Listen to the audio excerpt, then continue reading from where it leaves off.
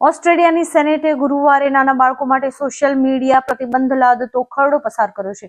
Australia ટૂંક સમયમાં બાળકો માટે સોશિયલ મીડિયા પર પ્રતિબંધ મૂકતો કાયદો ઘડનારો વિશ્વનો પ્રથમ દેશ બની જશે. આ કાયદો નવેમ્બર 2025 થી અમલમાં આવે તેવી શક્યતા છે. આ કાયદા પ્રમાણે ફેસબુક, સ્નેપચેટ, એક્સ અને ઇન્સ્ટાગ્રામ જેવા સોશિયલ મીડિયા પ્લેટફોર્મને 16 વર્ષથી ઓછી વયના બાળકોને એકાઉન્ટ રાખવા સામે પ્રતિબંધ મૂકવો પડશે. જો બાળકોના એકાઉન્ટ પર પ્રતિબંધ લાદવામાં નિષ્ફળ જશે તો પ્લેટફોર્મે લગભગ 278 કરોડ રૂપિયા સુધીનો દંડ ભરવો પડશે. સોનેટે પક્ષમાં 34 અને વિપક્ષમાં 19 મત સાથે ખરડો પસાર કર્યો હતો.